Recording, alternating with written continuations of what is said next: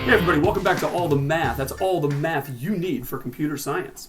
We're going to talk today about vectors, which is going to be the first kind of object that we're going to use in linear algebra. It basically forms the fundamental building block of everything else we're going to do.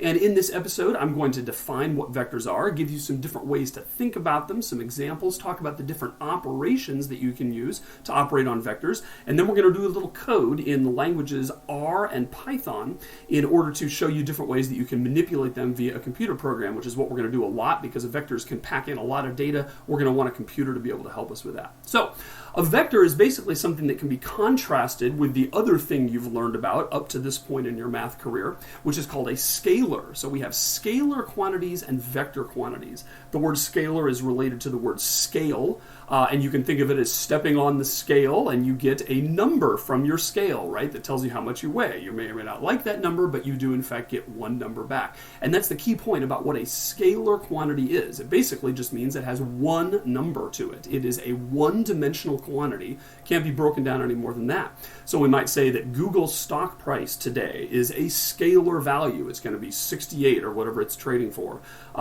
Whatever I answer to a particular survey question on a scale of 1 to 10, how much do you like action movies, right? Whatever answer I give to that is going to be a scalar quantity that we're going to represent with a scalar variable.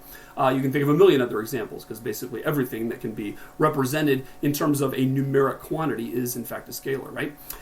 Now, it turns out that we are going to have lots and lots of opportunities to want to represent more than just one number together kind of in a collection. We're going to want to have sort of a composite data structure that has more than just one element to it, and that is going to be called a vector. Instead of just keeping track of what Google's stock price is today, maybe you'll want to keep track of what it has been at the close of business every day for the last year. So I can get sort of a time series and see, has it been going up or down recently? When were the big dips? When were the big spikes, etc.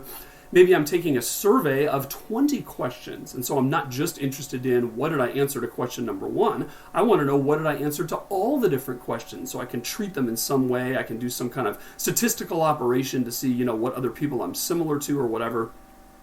Maybe in addition to my weight, I want to keep track of my weight and my height and my BMI and my pulse and my blood pressure and a bunch of other things, and I want to put those all together in a vector, right? So vector is a word that's a little interesting. It really means to carry somewhere. You may have heard they talk about, like with the Zika virus, which mosquitoes are vectors for that. That means which mosquitoes are carrying those.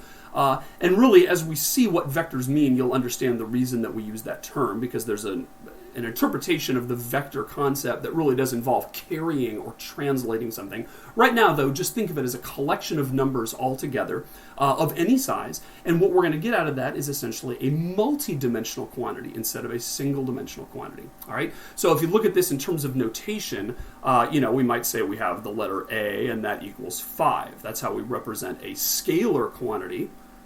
That's a scalar. Or we can think of it as a one-dimensional quantity.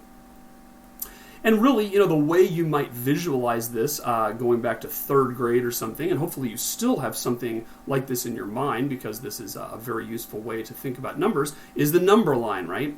And the number line is the quintessential one-dimensional representation of a thing.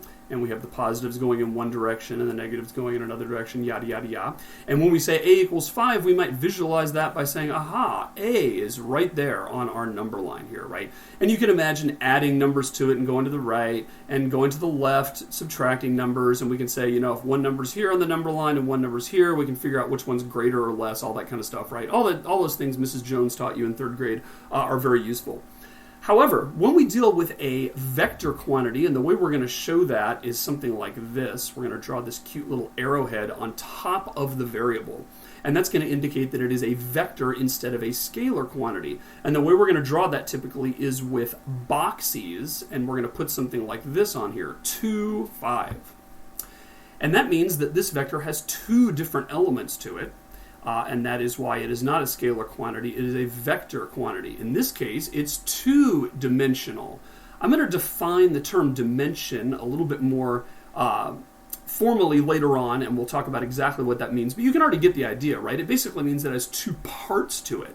I could also say that I've got a vector y, and this vector y is 2, 3, 19, negative 7, pi. And that is also a vector that is a 5-dimensional vector, right? And that's something that we can't visualize in our minds geometrically because we only deal in a 3-dimensional world. We can actually visualize this guy, this 2-dimensional thing. But in order to do so, we can't use a number line, right? There's no way to represent this x on a number line. You might say, well, can't we just put 2 dots on there, like that, and then we can still use our number line? Well, actually, no, because then there'd be no way to tell the difference between 2, 5 versus 5, 2, right? Those would actually have the same representation on this thing. And that's not really what we want anyway, because 2 and 5 are typically going to be in 2 different axes, 2 different dimensions. And in fact, that's what we're going to use to visualize this, is some sort of 2-dimensional representation, which I'm sure you've also seen in your life.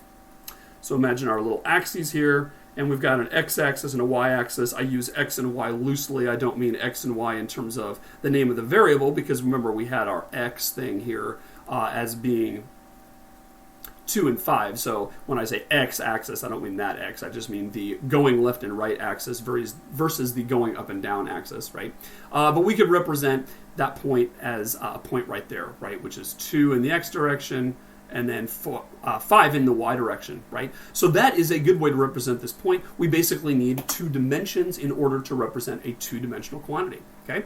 So very simple, very powerful idea, and one of the things that makes vectors so useful is the fact that they're so flexible. What we're going to talk about next is not only some examples of vectors in the wild, so to speak, but we're also going to talk about a number of different ways to think of vectors, and really all of these different ways you have to master, because there will be times when one is really amenable to the type of operation or the type of interpretation we want to do, and other times you have to use another one. So we're going to sort of talk about the latter of 5 different ways of thinking about vectors. Stay tuned.